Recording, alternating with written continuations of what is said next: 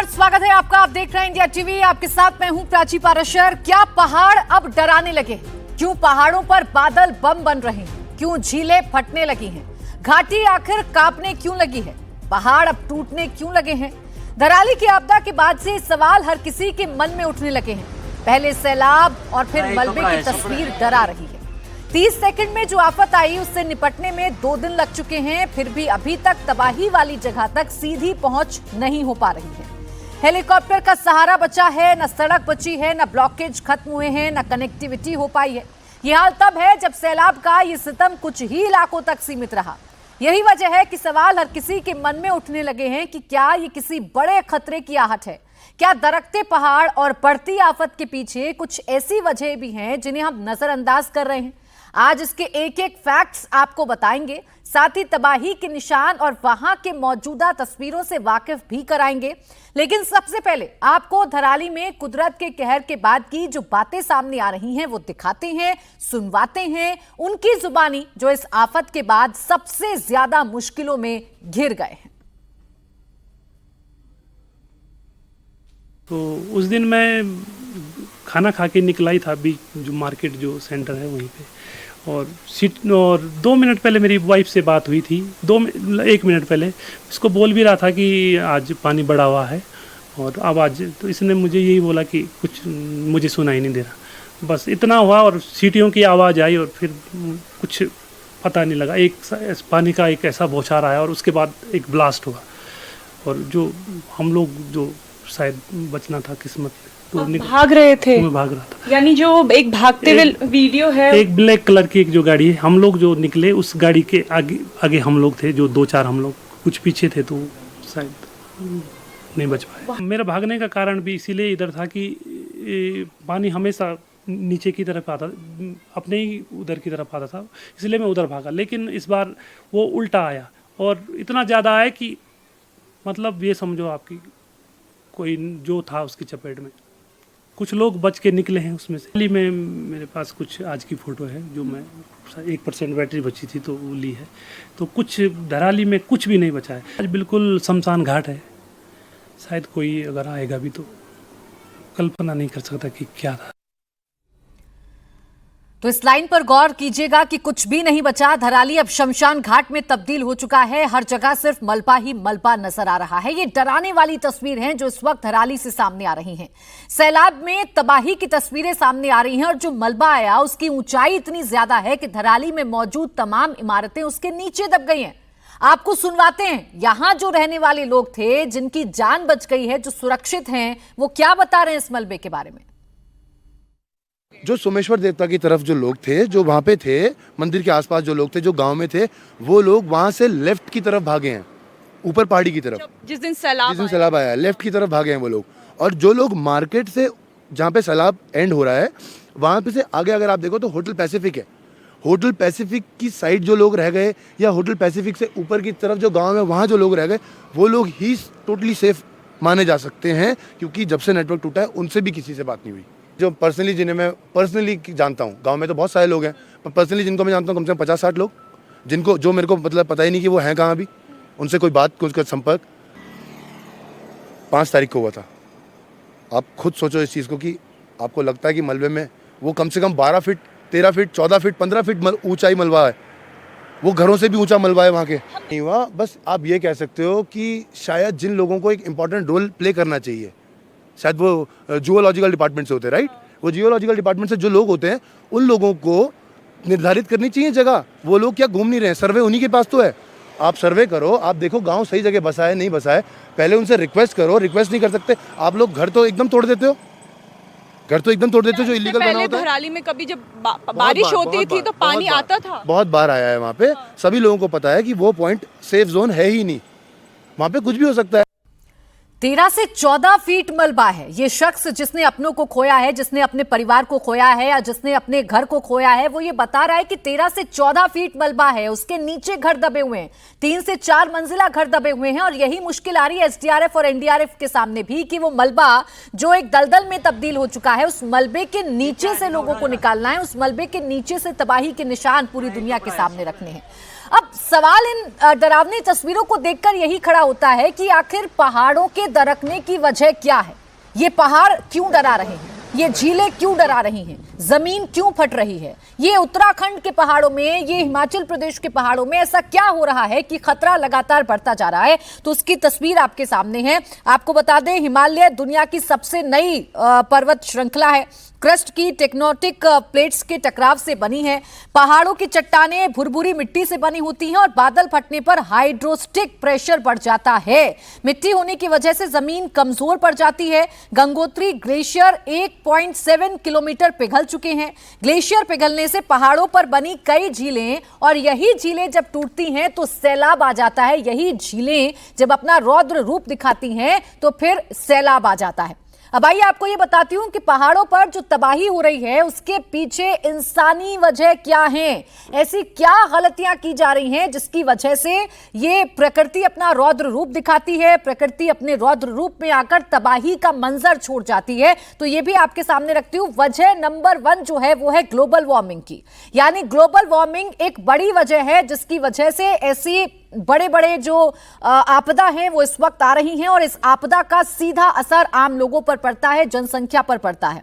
Hydro power projects ये एक बड़ी वजह है। गंगोत्री ग्लेशियर का क्लाइमेट चेंज होना, खुदाई और ब्लास्ट तेजी से पिघलना, ये तमाम बड़ी बड़ी वजह हैं जिसकी वजह से तबाही आती है। जो मंजर इस वक्त आप अपने टेलीविजन स्क्रीन पर देखते हैं, ये मंजर देखने को मिलता है। जमीन पर कुछ नहीं बचता, पहाड़ दरककर सड़क पर आ जाते हैं। जो बड़ी बड़ी झीलें हैं या जो पॉन्ड है, जो ग्लेशियर्स हैं, ग्लेशियर से जो झीलें बनती हैं वो उफान पर आने लगती हैं, और राक्षस की तरह जो पानी है वो नीचे की तरफ बहने लगता है और पूरे की पूरी बस्ती को बहा कर ले जाता है। सवाल ये भी है कि दरारें क्यों आ रही हैं? सवाल ये भी है कि वो पहाड़ जो प्राकृतिक सौंदर्य के लिए जाने जाते हैं, वो पहाड़ आखिरकार जानलेवा क्यों साबित हो जाते हैं? आज इन्हीं विषयों पर बात करेंगे। खास मेहमान हमारे साथ हैं doctor Vipin Kumar, professor Doon university, doctor D Chuniyal geology के प्रोफेसर हैं, सौम्य दत्ता मौसम विशेषज्ञ, और डॉक्टर नवीन भटनागर पूर्व डीआईजी एनडीआरएफ हमारे साथ हैं। आप सभी का बहुत बहुत स्वागत है। प्रोफेसर चुनियाल साहब, ये जो तस्वीर मैं देख रही हूं, ये घर बैठे बैठे या जो टीवी देख रहे हैं दर्शक, उनके मन में डर पैदा करती हैं कि ऐसा क्या बदल रहा है, ऐसा क्या हो रहा है कि जमीन से लेकर पहाड़ तक सब कुछ डरा रहा है। क्या क्या बदलाव हो रहे हैं इससे? देखिए, ये जो घटना घटी है बहुत ही दर्दनाक है। हम इसके लिए संवेदना प्रकट करते हैं, लेकिन आप कह रहे हैं कि ये क्यों घट रहा है। हिमालय एक बहुत ही संवेदनशील पर्वत है, नवीन पर्वत है, और अवसादी और मेटामॉर्फिक रूपांतरित चट्टानों से निर्मित है। यहाँ की चट्टानें बहुत ही मतलब फ्रेजाइल हैं, और फॉल्ट्स हैं, फ्रैक्चर हैं, थ्रस्ट हैं जो बहुत सेंसिटिव हैं, जिनके अंदर थोड़ा सा भी बरसात में पानी जाता है तो हाइड्रोलिक एक्शन से वो लूज हो जाती हैं। और हिमालय में ये इस तरह की घटनाएं कोई नई बात नहीं है। एक तो ढाल तीव्र है, नवीन पर्वत हैं, चट्टानें फ्रैक्चर्ड हैं, थ्रस्टेड हैं, फॉल्टेड हैं। तो ऐसी स्थिति में, और ये घटना आज ही नहीं हुई है।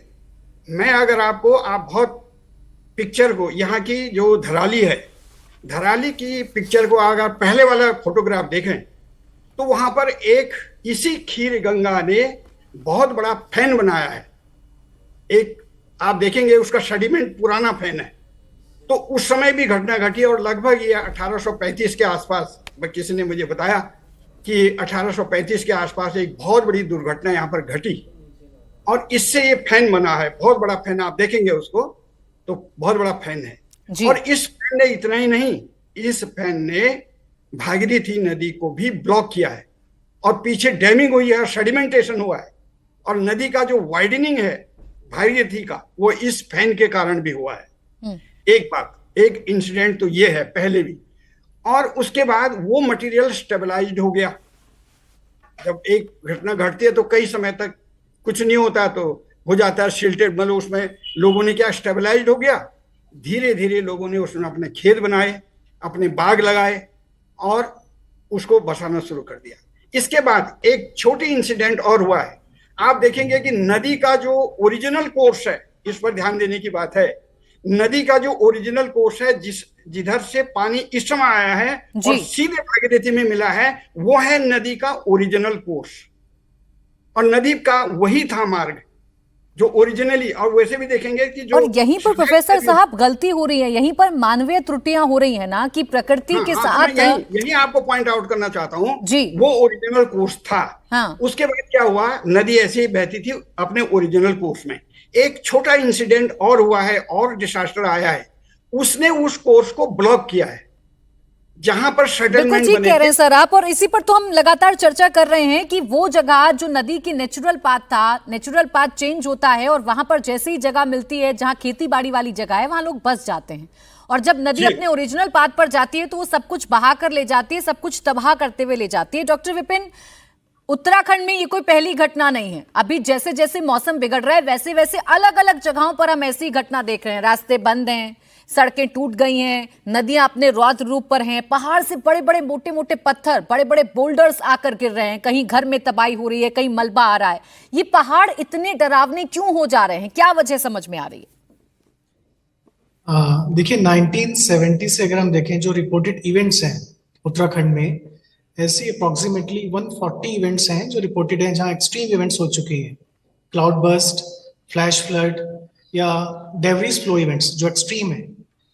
अब उत्तराखंड में ये क्यों होता है, केवल ये नहीं कहेंगे, actually it's common in all the Himalayan states.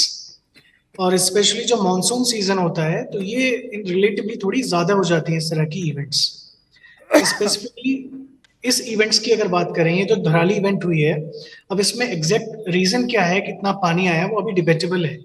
वार्डियन institute, NRSC सब अपनी अपनी हाइपोथेसिस, अपनी अपनी थ्योरी देंगे। बट एक चीज इसमें क्लियर है जो कि इतना अमाउंट जो आया है पानी के साथ सेडिमेंट्स, वो ज्यादा रिस्पॉन्सिबल डैमेज के लिए स्लरी। और ये जब आती है डाउन स्ट्रीम में तो हमारी जो रिपोर्टेड स्टडीज हैं, हमने उत्तराखंड में अलग अलग 9 लोकेशंस पे इस तरह की स्टडी की है, फ्लड प्रेडिक्शन और डेब्रिस फ्लो की। तो ऐसा मलबा 15 से 20 मीटर पर second, approximately 60 kilometre per hour की स्पीड गेन कर सकता है। और जो डेब्रिस फ्लो चैनल के अलोंग आता है, ये आपका 10 से 15 मीटर इजिली हाइट गेन कर लेता है ये स्लरी। और जब ये डाउन स्ट्रीम में किसी ह्यूमन मेड स्ट्रक्चर से कोलाइड करेगा तो 200 से 300 किलो पास्कल का फोर्स पर मीटर एक्सर्ट करता है, जिसमें कोई भी ह्यूमन मेड स्ट्रक्चर सस्टेन नहीं कर पाएगी। ये एग्जैक्टली क्यों आया, उसका एक रीजन ये भी है कि जो ट्रिब्यूटरी है भागीरथी की, जैसे ये ट्रिब्यूटरी या फिर सुखी टॉप या हरसिल, इन ट्रिब्यूटरीज में बहुत सारा मलबा इकट्ठा होता रहता है हर साल। अब 2014 की अगर यहाँ इमेजरी देखें तो यहाँ इतना मलबा नहीं था। 2022 से यहाँ मलबा इकट्ठा होने लगा। ये एक नेचुरल जियोमॉर्फिक प्रोसेस है, मतलब बारिश होती है, हिल स्लोप से मटेरियल निकलता है, चैनल पे इकट्ठा होता है, और जो बाढ़ आती है पीरियोडिक, वो भी मलबा छोड़ती रहती है। अब इस रीजन में जब बहुत ज्यादा बारिश हो जाए या पीछे से ज्यादा पानी आ जाए, उस मलबे को लेकर स्काउरिंग करके नीचे आएगी, और नीचे जहां ट्रिब्यूटरी आपकी मेन रिवर से मिल रही है, आप जो कह रहे हैं वो तस्वीरें जो जब हमने देखी तबाही की, तो ऐसी ही तस्वीरें देखने को मिली थी ना, कि पानी भी है और पानी के साथ बहुत तेजी के साथ, बहुत फोर्सफुली, या मैं कहूँ पूरी ताकत के साथ मलबा भी नीचे आ रहा था। और जो इमारतें थी वो तो ताश के पत्ते की तरह ढह गई थी। और उसके बाद की तस्वीर तो हम लगातार देख ही रहे हैं, हर जगह सिर्फ मलबा ही मलबा है। अगर कुछ नजर भी आ रहा है तो छतें नजर आ रही हैं थोड़ी बहुत, बाकी बड़ी बड़ी बिल्डिंग्स, 3 से 4 मंजिला इमारत भी पहाड़ के लिहाज से बड़ी बिल्डिंग है, वो बिल्डिंग भी नीचे पूरी तरीके से दब गई है। बहुत परेशानी आ रही है रेस्क्यू ऑपरेशन में। क्या परेशानी आ रही है धराली में रेस्क्यू ऑपरेशन चलाने में, ये खुद एनडीआरएफ के जवान बता रहे हैं, आपको सुनवाते हैं। क्षेत्र है जिसमें मलबा फैला हुआ है और उसको उसमें सर्च करना अपने आप में एक चैलेंज है। मैनुअल कार्रवाई भी हो रही है जहां पर हमें पिन पॉइंट इन्फॉर्मेशन है, मगर मलबा काफ़ी बड़ा है तो इसलिए हैवी मशीनरी की ज़रूरत है, उसमें निश्चित रूप से थोड़ा वक्त लगेगा। अभी फ्लैश फ्लड का उसमें हमारी 4 टीमें ऑलरेडी भेजी जा चुकी हैं धराली में। उसके अलावा अन्य टीमें भी अभी स्टैंड बाई में हैं, अगर जरूरत पड़ेगी तो उनको भेजा जाएगा। ज्वाइंट ऑपरेशन चल रहा है ग्राउंड जीरो में, उसमें सर्च एंड रेस्क्यू ऑपरेशन है जहाँ पर ये मलबा का फैलाव है, जहाँ पर लोग मिसिंग हैं। इसके अलावा जो गंगोत्री एक्सिस पर जो लोग फंसे थे उनको भी निकालने की कार्रवाई चल रही है, इवैक्यूएशन चल रहा है ज्वाइंट ऑपरेशन में। और तकरीबन आज जो हमारे पास सूचना मिली है उसमें 274-75 लोगों को सुरक्षित वहाँ से निकाला जा सका है। तो लगातार युद्ध स्तर पर काम किया जा रहा है, लेकिन जिन तकलीफों का जिक्र बार बार किया जा रहा है और जो तकलीफें हम देख भी रहे हैं और जितनी भी समस्याएं हमारे सामने आ रही हैं भट्टागर सर, वो समस्याएं बहुत बड़ी हैं। एक तो सड़कें कनेक्टिंग नहीं है, एकमात्र रास्ता आसमान बचता है। आसमान में भी आप तब हेलीकॉप्टर को उड़ा सकते हैं तब आपका मौसम ठीक है। अब मौसम ठीक हो रहा है तो हेली सेवा शुरू हो गई। हम देख रहे हैं चिनूक हमारे जो हेलीकॉप्टर हैं उन्होंने काम करना शुरू कर दिया है। लेकिन उस मलबे में उतरना जो इस वक्त धराली में है वो क्यों इतना खतरनाक बना हुआ है? उस मलबे में उतरना अभी भी इतना क्यों डेंजरस बना हुआ है? क्योंकि ऐसा है, वो ऊपर से और नीचे जहाँ तक मलबा आया है उस एरिए में एक तो चिकनी मिट्टी है और ये मलबे के साथ जो है कोई भी चीज़ स्थिर नहीं है। पैर रखो तो पैर धंस जाते हैं, पत्थर नीचे स्लिप हो जाते हैं। तो ऐसी कंडीशन के अंदर जाना अपने आप में एक बहुत बड़ा जोखिम है। फिर भी हम लोग के पास टेक्निक है और जिसकी मदद से हम लोग जो है कोशिश करते हैं कि जो भी हमारा टारगेट है, जो भी हमें कोई ऐसा साइन मिलता है तो वहाँ पर हम लोग कोशिश करते हैं अपनी टेक्निक से और वहाँ से उस बॉडी को या उस विक्टिम को निकालने की कोशिश करते हैं। इसके अलावा हमारे पास लाइफ लोकेटर है जिससे हमें एग्जैक्ट पोजीशन पता लग जाती है कि मलबे में कहाँ पर कोई दबा हुआ है। स्निफर डॉग्स हैं जिनकी मदद से हमें पता लग जाता है कि बॉडी कहाँ पर है या कहाँ पर कोई हमारा कोई टारगेट एरिया है, ये हमें पता लग जाता है। और अकॉर्डिंगली हमारे जवान जो एनडीआरएफ के हैं, साथ में एसडीएमए के हैं, एसडीआरएफ के हैं और आईटीबीपी के, सारे मिलके कोऑर्डिनेशन से हम उसको निकालते हैं, निकालने की प्रक्रिया में रहते हैं। और पहले तो हमारे पास कुछ कम मैन पावर थी, इक्विपमेंट पूरे नहीं थे, लेकिन अभी जो है चिनूक हेलीकॉप्टर से हमारे पास काफ़ी कुछ सहायता आई है, इक्विपमेंट्स भी आए, मैन पावर भी आई है। नहीं तो क्या उस मलबे में उतरना आसान है? मलबे में क्या मैन पावर उतर पा रही है अभी? नहीं, आसान नहीं है। लेकिन हमारी जो टेक्निक है उसका यूज़ करके हम लोग कोशिश करते हैं कि अभी देखिए ऊपर तो कोई है नहीं, सब करीब करीब नीचे जो है बॉडी वगैरह या जो भी हमारे टारगेट एरिया है वो स्लिप होके मलबे के साथ नीचे एरिया में आ गया है, एक जगह इकट्ठा हो गया है ना। हाँ। और या फिर जो मिडिल सेक्शन है वहाँ है, तो वहाँ पर हम लोग कोशिश कर रहे हैं, जाके निकाल रहे हैं। और करीब करीब 250 लोगों को रेस्क्यू किया है, जिसके अंदर काफ़ी हॉस्पिटल भेज दिए गए हैं और सर्वाइवल के चांसेस हैं, घायल हैं। अब मुझे डर यही लग रहा है कि जितना हम रेस्क्यू में डिले कर रहे हैं उतना ही सर्वाइवल के चांस कम होता है, क्योंकि ऐसे में हाइपोथर्मिया हो जाता है। वहाँ ठंडक बहुत है, बर्फीला पानी है, और अगर हमारे बंदे या जो लोग हैं जो फंसे हुए हैं, अगर उनको एयर पॉकेट मिल गई तो उनके बचने के चांस ज़्यादा हैं। अगर एयर पॉकेट नहीं मिली तो आई एम सॉरी, हम उसके लिए बिल्कुल सर, ये समय ही बड़ा क्रूशियल है। और ये समय क्रूशियल इस वजह से है क्योंकि जैसे जैसे समय बीतता है गुंजाइश खत्म हो जाती है कि कितने लोग अंदर बचे हैं, कितनी जिंदगियां बाकी हैं। लेकिन तमाम कोशिशों के बावजूद भी अभी भी वो इलाका जहां पर ये तबाही आई है, अगर उस इलाके में अगर अभी भी ठीक से रेस्क्यू ऑपरेशन नहीं चल पा रहा है तो इसकी वजह कुदरत ही है। लगातार बारिश का होना, लगातार मौसम का बिगड़ना, मलबे का आना, मलबे का बड़ी संख्या में इकट्ठा हो जाना और वो दलदल के जैसे बन जाना, यही बताता है कि बड़े मुश्किल हालातों में इस वक्त ऑपरेशन चल रहा है। लेकिन आइए आपको ये बताती हूँ कि ये जो सैलाब आया है या जो आप ये डरावनी तस्वीर इस वक्त देख रहे हैं, इसके पीछे वजह क्या है? दरअसल जो ग्लेशियर पिघलने से बनी झीलें हैं उनके टूटने को भी एक वजह समझा जाता है।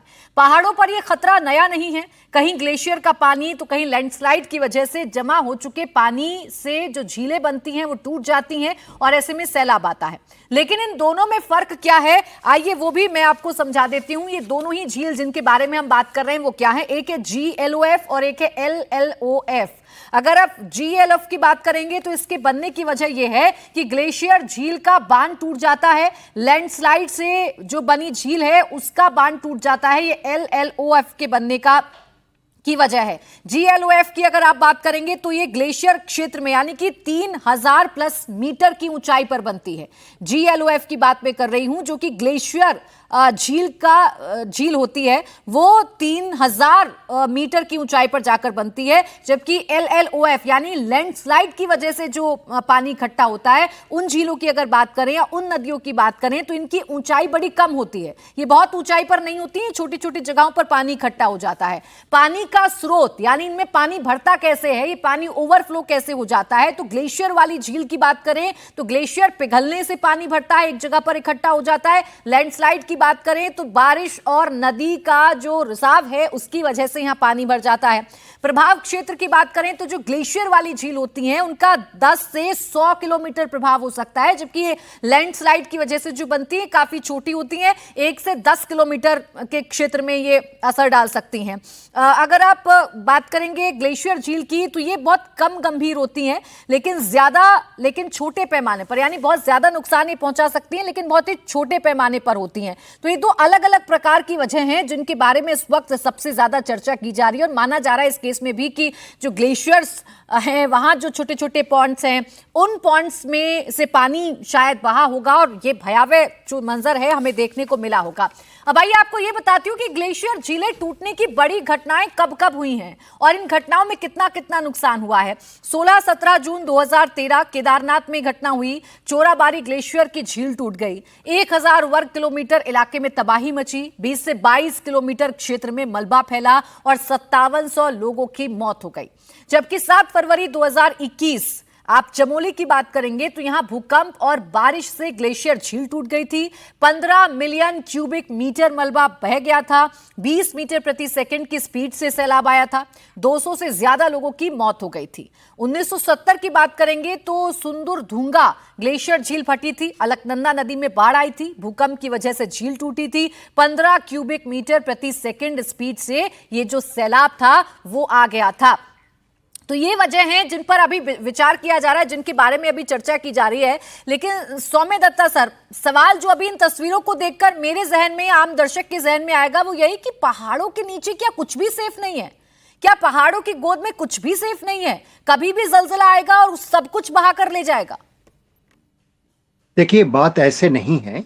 एक्चुअली जहां इस बार धाराली का जिस जगह दिखा रहा है आप, उसी जगह में 2013 में भी इतना ही तबाही आया था, और उस बार उसके बाद हमने गया, और ये जो आपको ये मैंने रिपोर्ट दिखा रहा हूँ, ये 2013 का उत्तरकाशी डिस्ट्रिक्ट का हम लोगों का स्टडी का रिपोर्ट था।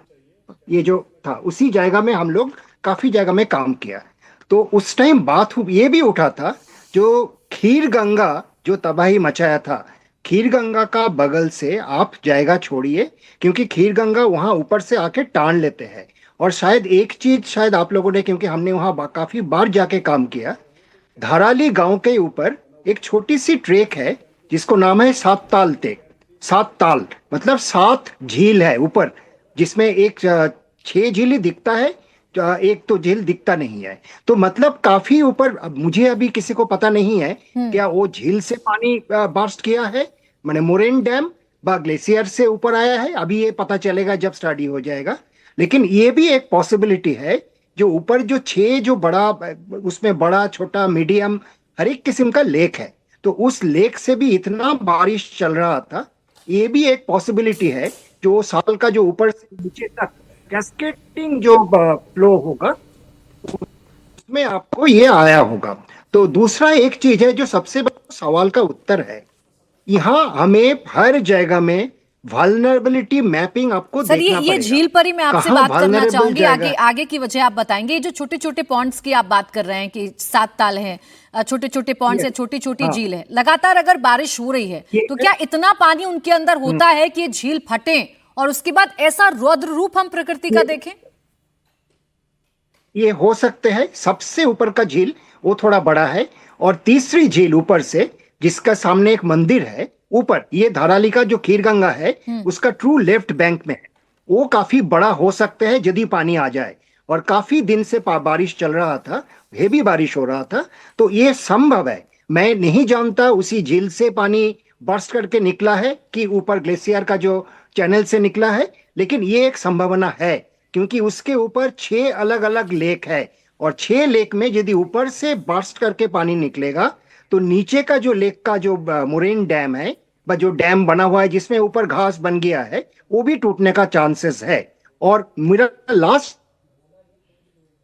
पॉइंट ये है, ये जो तबाही आप बार बार बोल रहे हो ना, ये जरूरी नहीं है जो ऐसे आपदा होने से इतना तबाही बचेगा। हमें नदी का चैनल से जहां फ्लैश फ्लड्स होना ही होना है, क्लाइमेट के चेंज का चलते मॉइस्चर ज्यादा हवा में होगा, ज्यादा क्लाउड बर्स्ट का चांसेस होगा, ज्यादा ग्लेशियर लेक्स फॉर्म कर रहा है, ग्लोफ का चांसेस ज्यादा होगा। तो हमें नदी का जिस जगह से तबाही मच सकते हैं वहां से हमें अपना होटल, रेसिडेंस सब कुछ हटाना पड़ेगा, इनफ स्पेस देना पड़ेगा। तो ये यदि हम नहीं करेंगे, एंड आई एम शॉक्ड, मुझे क्योंकि यही धाराली में मैंने कम से कम 10 बार गया 2013 का डिजास्टर के बाद। धाराली का गांव का लोगों से मेरा काफी मीटिंग हुआ है और यहाँ तभी एक ही जगह में तबाही हुआ था। तब ये बात भी उठा था कि क्या ये जगह के बदल में वन विभाग के साथ बात करके उस दूसरा जगह में थोड़ा सा 15-20 मीटर का एक ग्रीन बेल्ट बना के हट जाए और नदी का किनारे से थोड़ा दूर के हट जाए। लेकिन मैं जब चित्र देख रहा था तब देखा फिर से नदी का किनारे 3-4 मंजिला बड़ा बड़ा रिसोर्ट, होटल सब कुछ बन चुका है। देखिए ऐसे ये 3-3, 4-4 मंजिला जो रिसोर्ट हैं सर, ये अभी पूरी तरीके से मलबे में दबे हुए हैं। यानी किसी का घर, किसी के मवेशी जी, किसी के होटल, कि किसी की जान, किसी के अपने, वो सब मलबे के नीचे दबे हुए हैं, जिन्हें ढूंढने की कोशिश इस वक्त की जा रही है। इसीलिए डर लगता है इन तस्वीरों को देखकर प्रकृति के। गवर्नमेंट इसको कंट्रोल नहीं कर पा रहा है, कोई रूल लाके, रेगुलेशन लाके क्यों नहीं कंट्रोल कर पा रहा है? बिल्कुल सर, यही गुस्सा वहां के लोगों के बीच में भी है, जिन्होंने अपनों को खोया है, वो अभी यही सवाल खड़े कर रहे हैं। लेकिन ये लैंडस्लाइड की घटनाएं कितनी बड़ी होती हैं और लैंडस्लाइड झील टूटने से क्या क्या हो सकता है, ये बताते हैं अपने दर्शकों को। जुलाई 2023 मंडी में घटना होती है, लैंडस्लाइड से नाला रुका और टूट गया। 500 हेक्टेयर जमीन बर्बाद हो गई थी। 100 mm प्रति घंटा की स्पीड से क्लाउड बर्स्ट हो गया था। क्लाउड बर्स्ट जिसे बादल फटना आप कहते हैं, जहां एक जगह पर बहुत तेज बारिश होती है, सामान्य से ज्यादा बारिश होती है। 2023 किन्नौर में सतलुज नदी पर लैंडस्लाइड के बाद झील बन गई थी। मानसून की बारिश में झील टूटी, 10 क्यूबिक मीटर प्रति सेकंड की स्पीड से सैलाब आ गया। 1970 उत्तरकाशी, जहां आज तबाही मची है, लैंडस्लाइड के बाद यमुना के पानी से झील बन गई थी। भूकंप के बाद बांध टूटने से बाढ़ आ गई और 768 लोगों की जान चली गई थी।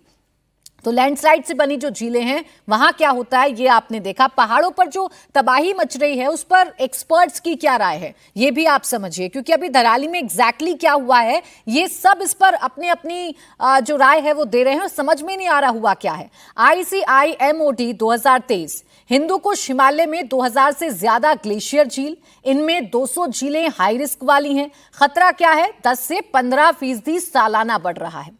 इसरो LA की अगर राय आप मानेंगे 2023 की, तो उसके मुताबिक भारत में 147 जिले लैंडस्लाइड से प्रभावित हैं। IPCC 2021 में इन लोगों ने क्या बताया, उन्होंने बताया जलवायु परिवर्तन से ग्लेशियर 0.5 to 1% सालाना सिकुड़ रहे हैं। और जब ग्लेशियर सिकुड़ेंगे तो क्या होगा, यही होगा जो आप धराली में देख रहे हैं। WADIA का रिसर्च है कि हिमालय की 70% ढलानें भूकंपीय और जलवायु जोखिम वाली हैं और ये वजह बार बार इग्नोर की जाती हैं। इन वजहों को बार बार दरकिनार कर दिया जाता है, जिसकी वजह से प्रकृति अपना ये रूप दिखाती है और ऐसा रौद्र रूप देखने को मिलता है। डॉक्टर चुनियाल जी, अभी तो जो टर्म हम सुन रहे हैं बादल फट गया, यहीं पे अगर धराली की बात करें तो 3 जगहों पर बादल फटने की घटना आई ना। हमने हर्षिल घाटी हो, चाहे धराली हो, चाहे सुक्खू टॉप हो, इन तीनों जगहों पर एक साथ बादल फटा और तबाही का मंजर हमने देखा। ये घटनाएं क्यों हो रही हैं, बादल फटना, झील का फट जाना, पहाड़ों का फट जाना, ये डरावनी तस्वीरें क्यों आ रही हैं? ये घटना कोई आज नई नहीं है, ये हिमालय के अंदर हमेशा घटती चली आई है। इस तरह की घटनाएं होती आई हैं। आप देखेंगे कि कभी भी आप इन घटनाओं को रोकना, जो प्राकृतिक घटनाएं हैं, इनको रोकना और इनके विषय में प्रेडिक्ट करना इतना आसान नहीं है। बस इनसे हमको बचाव करना है। हम जो प्रकृति की जो मार्ग हैं, जो नदी का मार्ग है, जो ग्लेशियर का मार्ग है, या जो उन्होंने बनाए, उस पर तो बसना ही नहीं चाहिए। धराली गांव में आपने देखा होगा कि जो नदी का मेन ओरिजिनल चैनल है उस पर लोग बस गए, नदी के किनारे बस गए, फ्लड प्लेन में बस गए, तो ऐसे बहुत लैंडस्लाइड जोन में बस गए, स्लम्पिंग कहीं हो रहा है तो उसके किनारे पर बस गए। तो ऐसी जगहों से हमको सुरक्षित रहना चाहिए। और हमारी सरकारों को एक ऐसा कोई नियम ऐसा बनाना चाहिए, और कुछ एरिया जो बहुत ही ज्यादा सेंसिटिव हैं उन जगहों पर न तो शहर बसाए जाएं, न उन जगहों पर गांव बसाए जाएं, उनको आइडेंटिफाई किया जाए, और आइडेंटिफाई करने के बाद लोगों को आगाह किया जाए कि भाई आप स्ट्रिक्टली यहाँ पर बसने की कोशिश बिल्कुल मत करें। खीर गंगा के मुहाने पर अगर एक शहर बस रहा है, एक छोटा सा टाउन बस रहा है, और आप देख रहे हैं उसका पहले का मार्ग कोर्स कहां पर था और आप कहां को चला गया, तो अब जबकि हम ये देख रहे हैं, आप एक चीज देखिएगा, जो ओरिजिनल घर हैं धराली गांव के, जो ओरिजिनल घर हैं वो नीचे नहीं है, वो सब ऊपर हैं। और पहाड़ में पहले जमाने के जितने भी घर होंगे वो नीचे नदी के किनारों पर कभी नहीं होते थे, हमेशा ऊपर होते थे। लेकिन जो नई जनरेशन है और नया डेवलपमेंट है, अब नए जो अब आ रहे हैं लोग, वो धीरे धीरे नीचे बस रहे। अब नीचे तो बसने नहीं चाहिए, बहुत खतरनाक है, उसका नतीजा एक आपने दिख लिया। दूसरी चीज, आप क्लाउड बस्ट की बात करते हैं, तो मुझे क्लाउड बस्ट इसलिए नहीं लगता है ये कि आप इस खीर गंगा के करीबन 8-10 किलोमीटर आगे आप देखेंगे, वहां पर पिछले 13 में या कब बहुत बड़ा फ्लड आ रखा है, वो भी उसी चोटी से निकल रहा है, उसका उद्गम भी वही है जो खीर गंगा का है, लेकिन उसमें बाढ़ नहीं आई। बड़ी ताजुब की बात है, मैं उसका भी ऑब्जर्व कर रहा था, उसमें बाढ़ नहीं आई, लेकिन इसमें बाढ़ आई, और दोनों का सोर्स वही है, उद्गम वही है, और वो भी ग्लेशिएटेड है, स्नो कवर्ड एरिया है, ये भी स्नो कवर्ड एरिया है, लेकिन उसमें कुछ नहीं हुआ, इसमें हुआ। इसका मतलब यह है कि निश्चित रूप से चाहे बड़ा पॉन्ड लेक न रही हो, वहां छोटे छोटे पॉन्ड्स होंगे, वो टूटे हैं, उनसे वाटर जनरेट हुआ है, और जनरेट होने के बाद बहुत ह्यूज अमाउंट ऑफ वो सेडिमेंट्स को लेकर के नीचे आया, और वो क्लाउड बस्ट तो धीरे धीरे बढ़ता है, फिर धीरे धीरे उसका पानी कम होता है, लेकिन ये तो एकदम आया और बंद हो गया जी। जैसे केदारनाथ में हुआ, चौड़ाबाड़ी ताल टूटी, 5-6 मिनट का खेल हुआ, उसके बाद खत्म, फिर तो नॉर्मल हो गया। तो ऐसे ही यहां पर भी हुआ। तो इसका मतलब यह है कि क्लाउड बस्ट नहीं है, कोई निश्चित रूप से चाहे एवलांच से प्रभावित कोई झील या पौंड बना हो। मेरा ये कहना है कि छोटे छोटे ताल बनते हैं ग्लेशियल रीजन में। होता क्या है कि मोरेनिक जो पिट्स होते हैं, इस घटना में तो चलिए हम पॉन्ड का जिक्र कर रहे हैं, हम झील, हम तालाब का जिक्र कर रहे हैं, हम ग्लेशियर पॉन्ड का जिक्र कर रहे हैं, लेकिन अभी तो देखिए ना, बादल फटने की घटना उत्तराखंड में बड़ी आम सी हो गई है। उत्तराखंड में या हिमाचल प्रदेश, हम कहीं की भी बात करें तो ऐसी आपदाओं का आना, ये जो घटना है ना, ये आजकल तो ठीक है, इसका प्रचार ज्यादा हो रहा है। ये घटनाएं पहले भी हुई है, बहुत पहले भी हुई है, वो रिपोर्टेड नहीं होती थी, ऐसी आपदाएं मैंने बहुत पहले भी देखी हैं। डॉक्टर विपिन, बिल्कुल ठीक सर, लेकिन अभी तो चूंकि डराने वाली तस्वीर सामने आती है तो बड़ा डर सा बैठ भी जाता है, पहाड़ पर रहने वाले लोगों के लिए चिंताएं भी बढ़ जाती हैं। डॉक्टर विपिन, उत्तराखंड में ही अगर सिर्फ बात करें तो देखिए, ये एक धराली वाली, केदारनाथ का दंश अभी कोई भूला नहीं। 2018 में भी उत्तरकाशी में इसी तरीके की घटना हुई थी, जोशीमठ में हमने हाल ही में देखा था, दरारें आने लगी थी, धरती फटने लगी थी, घर फटने लगे थे। तो जब धरती भी फटेगी, ऊपर से आसमान फटकर बारिश होने लगेगी, यहाँ पहाड़ फटने लगेंगे, मलबा आ जाएगा, झीलें फटने लगेंगी, तो इंसान में तो डर पैदा होगा ना। ये क्या हो रहा है, प्रकृति हमें क्या संकेत दे रही है? ये कहना कई बार बहुत आसान हो जाता है कि वहाँ लोगों को नहीं बसना चाहिए, लेकिन जो सदियों से वहाँ रह रहे हैं, so it's difficult to migrate them. But इसमें क्या कर सकते हैं, भारत सरकार की बहुत सारी एजेंसीज है, मिनिस्ट्री ऑफ अर्थ साइंस है, department of science and technology है, वो समय समय पर क्लाइमेट चेंज और अदर स्कीम्स में प्रोजेक्ट्स देती है साइंटिस्टों को ये पता करने के लिए कि कौन कौन से एरियाज हैं जो वल्नरेबल है। मिनिस्ट्री ऑफ अर्थ साइंस का एक प्रोजेक्ट ये भी है जिसमें इंडिया और यूके 2 कंट्री मिलके इसी पर्पस के लिए उत्तराखंड में गढ़वाल रीजन में यही पता लगाने की कोशिश कर रही हैं कि इस तरह की इवेंट्स, जो डायनेमिक रिस्क, कैस्केडिंग हजार्ड्स, अब वो चाहे झील रही हो, वो क्लाउड बर्स्ट हो, कुछ भी हो, लेकिन उसकी वजह से डेब्रिस फ्लो हुआ, डेब्रिस फ्लो की वजह से रिवर की पार्शियल डैमिंग हुई, पार्शियल डैमिंग की वजह से डाउन स्ट्रीम में प्रॉब्लम हुई। एक घटना ने दूसरी घटना को जन्म दिया। ये जो प्रॉब्लम्स आपस में इंटरकनेक्टेड हैं, इसको पता लगाना साइंटिस्टों का काम है। हम हर चीज वहाँ की लोकल पॉपुलेशन को ब्लेम नहीं कर सकते हैं। जोशीमठ वाले केस में भी, जोशीमठ में वहाँ सेटलमेंट बढ़ता रहा, वहाँ कब से बहुत सारी एजेंसीज काम कर रही थी। 28 मई 2025 को स्विट्जरलैंड में भी ऐसी ही एक इवेंट हुई जहां आइस रॉक अवलांच हुआ, वहां कोई ह्यूमन कैजुअलिटी नहीं हुई, एक आदमी मिसिंग था। सिक्किम में भी अक्टूबर 2023 में ऐसी इवेंट हुई। तो इस तरह की इवेंट्स पहाड़ों में होती रहेंगी। अगर सेटलमेंट नहीं होगा तो किसी को पता नहीं चलेगा, नॉर्मल प्रोसेस है। सेटलमेंट होगा तो डिजास्टर होगा। तो वैज्ञानिकों की एक जिम्मेदारी बनती है कि ऐसे एरियाज को आइडेंटिफाई करें, ऐसे हॉटस्पॉट्स को आइडेंटिफाई करें। हमारे पास टेक्नोलॉजिकल कैपेबिलिटी है, हमारे पास गवर्नमेंट का सपोर्ट है, हमें ये काम थोड़ा स्पीड अप करना है। काली वैली से लेकर टूंस घाटी तक जितनी भी उत्तराखंड में घाटियां हैं, इसमें अलकनंदा और मंदाकिनी में काफी काम हो रहा है। हमें जरूरी है कि हम और भी वैलीज में अपना काम थोड़ा स्पीड अप करें ताकि लोकल पॉपुलेशन को इस तरह की घटनाओं से बचाया जा सके।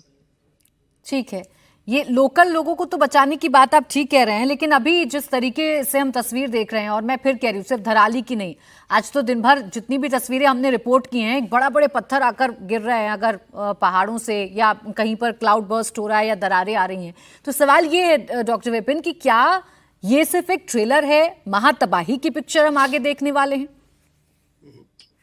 2010 के बाद अगर हम एक ग्लोबल पैटर्न देखें तो बारिश बहुत ज्यादा बढ़ी है रिलेटिवली। डॉक्टर सौम्य दत्ता सर जो मौसम विशेषज्ञ हैं वो इस बात को कंफर्म कर सकते हैं। और रिसेंटली उत्तराखंड के कंटेक्स्ट में हमने एक रिसर्च पेपर पब्लिश किया था जियोलॉजिकल सोसाइटी ऑफ इंडिया के जर्नल में, जहां हमने ये बताने की कोशिश की है कि जो ग्लोबल टेली कनेक्शंस हैं, अटलांटिक ओशियन में जो हवाएं बदल रही हैं, पैसिफिक ओशियन में जो हवाएं बदल रही हैं, उनका इन्फ्लुएंस हिमालयन स्टेट्स पे भी होता है, उत्तराखंड पे भी होता है, हिमाचल प्रदेश पे भी होता है। लेकिन रिसेंटली लोकल फैक्टर्स भी बहुत ज्यादा काम करने लगेंगे। ऐसी इवेंट्स बहुत ज्यादा बढ़ने लगेंगी डिजास्टर के रूप में। अगर पॉपुलेशन ना बढ़े तो शायद इतनी प्रॉब्लम ना हो, लेकिन हिली एरियाज में क्या हो रहा है कि जो रिमोट विलेजेस हैं, जो हाई एल्टीट्यूड पे हैं, वो नीचे वैली की तरफ, फ्लड प्लेन की तरफ बहुत ज्यादा आने लगे हैं, मोबिलाइज करने लगे हैं अपने सोशियो इकोनॉमिक रीजंस की वजह से। अब क्योंकि वो एक्सपोज हो रहे हैं फ्लड के लिए, लैंडस्लाइड्स के लिए, तो हाँ, समय के साथ साथ जैसे चेंजिंग क्लाइमेट के इश्यूज हो रहे हैं, तो ऐसी घटनाएं बहुत सामान्य हो सकती है भविष्य में। ठीक है, अगर यहाँ देखें तो बड़ी चेतावनी तो दी गई थी। सिर्फ धराली गांव की सौम्य दत्ता जी बात कर लें तो यहाँ चेतावनी दी गई थी, एनजीटी बोल चुका था कि जो आबादी है इसे कहीं दूसरी जगह पर शिफ्ट किया जाए, लेकिन वक्त रहते इन चेतावनियों पर ध्यान नहीं दिया जाता है। शायद आदी हो गए हम लोग भी कि जब तक कोई हादसा नहीं होगा, जब तक जाने नहीं जाएंगी, जब तक कहीं तबाही की तस्वीर देखने को नहीं मिलेगी, हम इसे चेतावनी नहीं समझेंगे। देखिए, ये बात मैं इनसे, प्रवीण जी से सहमत हूँ। जो सिर्फ लोकल लोगों का जिम्मेदारी नहीं है, लेकिन लोकल लोगों का भी इसमें, क्योंकि मैंने इसीलिए इस पूरी बेल्ट के बात कर रहा हूँ। यहाँ 2013 के बाद हमने 3.5 साल तक इंटेंसिवली काम किया और ये सब लोगों को पता था। यही धराली का खीरगंगा चैनल हो, व अपोजिट में बागोरी के पीछे जो नाला आते हैं, व और भी शुक्की गांव का बाद में जशपुर का बगल में जो नाला आता है, ये हाई एल्टीट्यूड विलेजेस में ये ज्यादा से ज्यादा बढ़ते जा रहा है। उसका कारण global warming and climate change का है, क्योंकि जैसे टेम्परेचर बढ़ रहा है, पानी का जो मात्रा, मॉइस्चर पंपिंग एटमॉस्फेयर में ज्यादा हो रहा है, वो कभी ना कभी आके, जैसे ही ऊपर पहाड़ी एरिया में जो ओरोग्राफिक लिफ्ट होता है, उससे ओरोग्राफिक लिफ्ट के चलते इस ढंग का सडन हेवी रेनफॉल का इंसिडेंट बहुत बढ़ चुका है। और ये IMD का, इंडिया मेट्रोलॉजिकल डिपार्टमेंट का स्टडीज बहुत साफ दिखा रहा है, जो इंटेंस रेनफॉल इंसिडेंट्स बहुत तेजी से बढ़ रहा है और बढ़ेगा। और ये भारत का जो मिनिस्ट्री ऑफ आर्थ साइंस है, उनका 2020 का जो रिपोर्ट देखे, जो IITM ने प्रिपेयर किया था, Indian institute of tropical metrology, उसमें भी ये साफ दिख रहा है। लेकिन मेरा सवाल साथ साथ ये भी है कि लोगों को आप कंटिन्यूअसली इसके बारे में जानकारी देना व नहीं करेंगे, तो लोग फिर से वहां जाके आजीविका के लिए थोड़ा सा लोग भी करते हैं, क्योंकि river view room, river view hotel, उसको प्रीमियम मिलता है। लेकिन यहाँ एक रेगुलेटरी मैकेनिज्म का काम आते हैं। और उत्तराखंड में क्लाइमेट एक्शन प्लान लेके हमने 2011 में एक HNB गढ़वाल यूनिवर्सिटी, उत्तराखंड का श्रीनगर में, 2012 में देहरादून में public consultation with the government, with all stakeholders हमने करवाए थे। उसके बाद Uttarakhand government, HNB Garhwal university, ये सारे लोग बोले थे कि आप तो हमारा आंखें खोल दिया, अभी हम इसके ऊपर काम करें। लेकिन एक भी जो मेजर्स उसमें सजेस्टेड था, हम यहाँ नहीं देख पा रहा है। जो एक भी मेजर्स को इन्होंने, जिस बात हुआ था, जिस चीज को डेफिशिएंसी पॉइंट आउट हुआ था, एक भी चीज को ठीक सर, उन्होंने यही मैं जानना ध्यान में चाह रही थी कि हम चेतावनी बार बार देती है, कुदरत भी देती है और साइंटिस्ट भी देते हैं, आप जैसे लोग भी देते हैं, लेकिन उन चेतावनियों को तब तक चेतावनी नहीं समझा जा सकता जाते जाते लोग जब तक कि ये घटनाएं ना हो जाएं, लोगों की जान ना चली जाए। और फिर हमारे एनडीआरएफ एसडीआरएफ के जवान जाते हैं लोगों को बचाने के लिए, इस गारे में से लोगों को बचाने के लिए जाते हैं। बिल्कुल सर, ठीक कह रहे हैं आप भटनागर जी। अभी जो तस्वीर मैं देख रही हूँ, चाहे सीएम हो, सीएम साहब तो कल बता रहे थे कि दो बार कोशिश उन्होंने की लेकिन वो नहीं पहुंच पाए। हमने कई टीमें कल भी देखी थी कि रास्ते में रुक रही हैं, क्योंकि रास्ते में हर्डल ये है कि रोड टूटी हुई है, वहां से मलबा हटाइए, फिर दोबारा से रोड बनाइए, फिर जाइए। हाइकिंग करके यानी कि ट्रैकिंग करके जाने की कोशिश की गई। अभी हेलीकॉप्टर उड़ तो रहे हैं लेकिन लैंड करने की जगह तो वहां नहीं है ना। मलबे में अभी ना लैंड करने की जगह है ना वहां से कैसे मतलब होगा ये हेलीकॉप्टर जो उड़ रहा है या चिनूक अगर पहुंच भी रहा है, ये कैसे पॉसिबिलिटी हो रही है लोगों को बाहर निकालने में? जी, थोड़ी बहुत जगह बनाई गई है जिसके ऊपर हेलीकॉप्टर आते हैं, उतरते हैं और रेस्क्यू का इक्विपमेंट्स वगैरह दे रहे हैं, सामान दे रहे हैं, फिर फ्लाई कर जाते हैं जो पेशेंट्स को लेके। तो ये तो स्टैंड बाई एक अरेंजमेंट किया है। लेकिन मैं यहाँ कहना चाहूँगा कि अभी हमारे इतने वैज्ञानिक लोग इस बारे में चर्चा कर रहे थे, इसके ऊपर ऑनरेबल सुप्रीम कोर्ट के आदेश हैं। एनडीए में एक्ट 2005, पॉलिसी 2009 में प्रोविज़न है, नेशनल बिल्डिंग कोड के अंदर प्रोविज़न है। इतना सब होने के बाद मुझे समझ में नहीं आता ये कौन सी ऐसी त्रासदी है जो वहाँ लोगों को गंगा बेल्ट या ये जो नदियों की बेल्ट है यहाँ पर अलाउ किया जा रहा है, जबकि स्ट्रिक्ट ऑर्डर है इसके ऊपर, हर एक के ऑर्डर हैं। उसके बाद ये लोग इतनी हिम्मत करते हैं, मेरे समझ में नहीं आ रहा। दूसरा, आप ये बताइए, अभी हाई रेजोल्यूशन कैमरे के ड्रोन हैं हमारे पास, क्यों नहीं उसको, आपने मौसम ठीक हुआ तो उसको यूज़ करना चाहिए। वो काफ़ी बड़े एरिया के अंदर चक्कर मार के और पता लगा लेते हैं कि कहाँ पर लोग फंसे हुए हैं या लोगों में अभी जान है या जहाँ पर हम जा सकते हैं। तो ये न्यू टेक्नोलॉजी है, इसको क्यों नहीं हमारे लोग इस्तेमाल कर पा रहे हैं? उसके लिए तो कीचड़ में जाने की ज़रूरत नहीं है, वो तो ड्रोन कैमरे हैं, वहाँ से पता लग जाएगा। फिर उसके बाद हमारे पास टेक्नोलॉजी है जिसकी मदद से हम कीचड़ या जहाँ भी टारगेट होता है हम उसको निकाल के लाने की कोशिश करते हैं। तो अभी तक तो देखिए 250 की रिपोर्ट है मेरे पास जिनको रेस्क्यू किया, अभी और चल रहा है, लेकिन अभी रात आने वाली, मैं आपको बताऊं। वैसे नाइट विजन डिवाइसेस हैं हमारे पास, लाइट्स हैं और नाइट में भी हम कंटिन्यू रेस्क्यू ऑपरेशन करते हैं। ऐसा नहीं है कि नहीं कर सकते, कर रहे हैं, तो अभी भी करेंगे हम। लेकिन क्या होता है कि सर्वाइवल के चांसेस कम हो जाते हैं। तो इसलिए बराए मेहरबानी सभी लोग जो मेरी बात सुन रहे हैं तो थोड़ा सा इसके ऊपर भी ध्यान दें। और ड्रोन कैमरे आपके पास है स्टेट गवर्नमेंट के पास, उनको तुरंत फ्लाई करवाइए और अभी टाइम है, पता लग सकता है और घबराने की बात नहीं, हमारे पास पूरे इक्विपमेंट है। देखिए अभी जो तस्वीर देख रहे थे सर, घर के अंदर भी घुस रहे हैं एसडीआरएफ और एनडीआरएफ के जो लोग हैं और वो घर में घुसकर मलबे के बीच में से शायद लोगों को तलाशा जा रहा है, ये तस्वीर जो चल रही है। तो एनडीआरएफ एसडीआरएफ के जो लोग हैं वो मोर्चा पूरी तरीके से संभाले हुए हैं, सेना पूरी तरीके से मोर्चा संभाली हुई है, लेकिन मुसीबत यह है कि मलबा जो है वो दलदल में तब्दील हो गया है और दलदल में तब्दील होने की वजह से वहां उतरने में दिक्कतों का सामना करना पड़ता है, वहां मुश्किलों का सामना करना पड़ता है और मौसम भी जो है वो साथ नहीं दे रहा है। अब आप देखिए रुक रुक कर बारिश हो जा रही है, अब जाकर मौसम खुला तो चिनूक जो हमारा हेलीकॉप्टर है उसका इस्तेमाल किया गया, लोगों को एयरलिफ्ट किया गया, इवैक्यूएट किया गया, लेकिन जो वहां पर लोग भागे थे वो जो कहानी बयां कर रहे हैं उसके मुताबिक तो यही है कि भागने का मौका नहीं मिला। बहुत तेज ये जो पानी था वो बहुत तेज नीचे की तरफ आया और भागने का मौका जो है वो लोगों को नहीं मिल पाया, इसलिए वहां तबाही की जो तस्वीरें हैं वो हमें देखने को मिली। और जब जब ऐसे जलजले आते हैं चुनियाल सर, जब जब ऐसे जलजले आते हैं, जब जब इस तरीके से हाहाकार मचता है और राक्षस की तरह पानी नीचे की तरफ पड़ता है और अपने साथ सब कुछ बहाकर ले जाता है, समय नहीं मिलता कि हम अपनी जान बचा पाए, समय नहीं होता लोगों के पास इतना कि अपनी संपत्ति को समेट पाएं और अपनों को बचा पाएं, इतना वक्त भी प्रकृति नहीं देती है। ये ठीक आपने कहा है, ये तो तब की बात है कि जबकि 1:30 बजे हुआ है ये, तो जो कुछ भी जानें बची हैं वो इसलिए बच गई, भाग गए। और कभी कभी क्लाउड बर्स्ट के इंसिडेंट या भूकंप के इंसिडेंट तो रात को घटते हैं, तो रात में तो कुछ भी पता नहीं लगता कौन क्या हो, कहाँ पर क्या हो रहा है।